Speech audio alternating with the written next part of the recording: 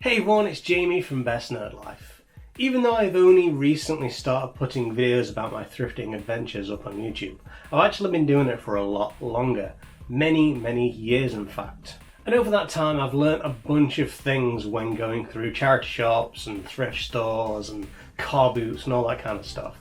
So in this video I've decided to share a few tips and tricks that I tend to follow or use when I go around thrift shops, charity shops, car boot sales, whatever you want to call them. I do just want to mention that this video is primarily concentrating on stuff like games and technology in charity shops, but overall I think these tips and tricks that I'm about to talk about can be applied to pretty much any kind of thrifter. So without further ado, let's get to that intro.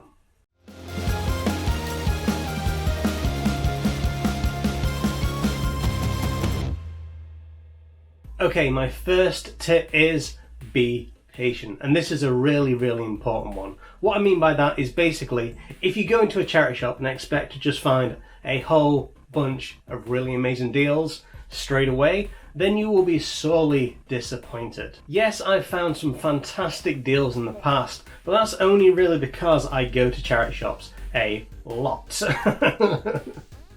And a lot of those times, I just find nothing. Sometimes it's the same stock that have been in for weeks and they just can't get rid of it, but that's just part and parcel of going thrifting. Sometimes you're not going to get any bargains. Sometimes it's just going to be the same old stuff that you've seen for a long time.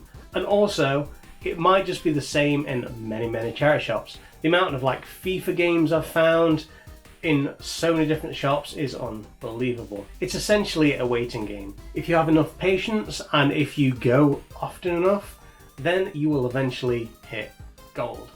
Alright, my next tip is this. Be respectful. What I mean by that is if you go into a charity shop, or any shop really, just be respectful to the staff that work there.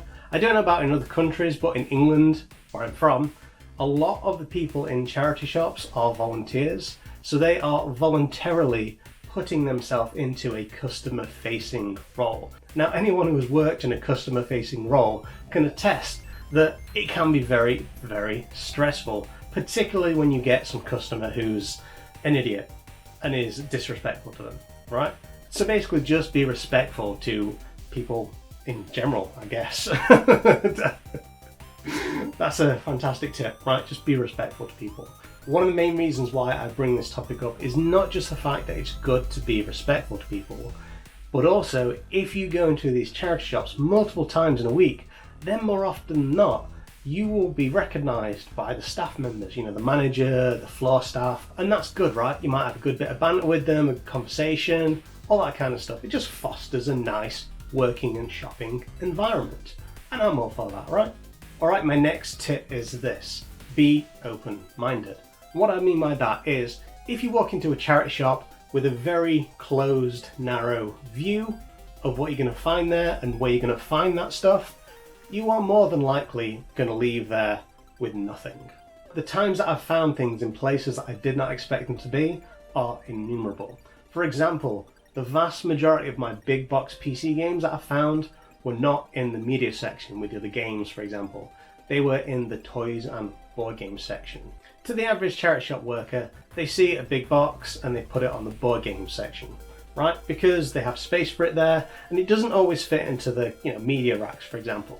The same can be said for a PlayStation 1 game. They might be in the CD section, and also if you're going for like a cassette game like ZX Spectrum games, they might be in the audio cassette section. It's always just worth looking at places that you wouldn't think these things would be. I found games and consoles in the random bric-a-brac section rather than the electronics section. So as I said, when you go into charity shops, just go in with an open mind, expect the unexpected, and really just have a good rummage, because genuinely you don't know what you might be missing. And to me, that's one of the biggest things I like about charity shops. You don't know what you're going to find until you get in there. Alright, my next tip is this. Be spontaneous. What I mean by that is, when I go on charity shop runs, I do have a set path. In my city, I know where all the decent spots are.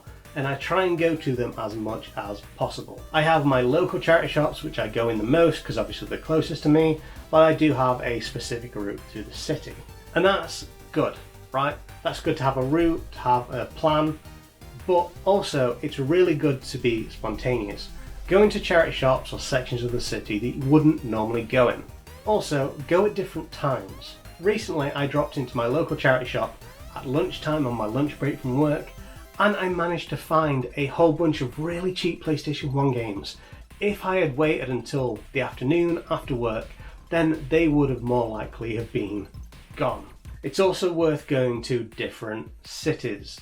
Whenever I go to a different city, I always spend a little bit of time, not too much, but a little bit of time, just go around some charity shops, because you genuinely don't know what you can find, right? Drop in, have a look around, even if it's just a quick 5-minute look, and you might find some absolute bargains. Obviously that depends on if you have time, if they're open, if you're with people who enjoy doing that kind of stuff. Luckily I have a significant other that is very accommodating with my thrifting obsession, I'll say. Now this last tip might be a little bit weird, especially as I was talking about the previous one, but my last tip is this: be in control. And what I mean by that is, even though you go into a charity shop, you find some fantastic things, if you don't have the money for it or the space for it, then don't get it, right? It might be a fantastic bargain, but if you just cannot afford it or don't have a space for it, just leave it. When I go around a charity shop, I always have a budget in mind. If I see a game or something like that that I think is a little bit too expensive, something that I wouldn't feel comfortable paying for, I leave it. There's always a chance in the future, in another charity shop, on another day, that same exact item will be cheaper. It does have to be said that some charity shops are not great at pricing their video games. I have seen 50p games, £1 games going for 10 times that, 5 times that. It just isn't worth it. I know it's good for the charity if you buy it, but if you can't afford it or don't feel comfortable paying for it, then don't buy it. You know, don't feel pressured into buying something because it's for a good cause. It's good to be charitable, but if you are struggling at home with bills or something like that, then there's no point, because you're just putting yourself out of pocket. So yeah, those were my 5 tips for having a good thrifting experience. Be patient, be respectful, be open-minded, be spontaneous, and also be in control. If you follow those 5 tips, then the chances you will have a positive experience should increase. In any case, if you enjoyed this video, then by all means like, comment, subscribe, all that social media goodness, and as always, keep living that best nerd life.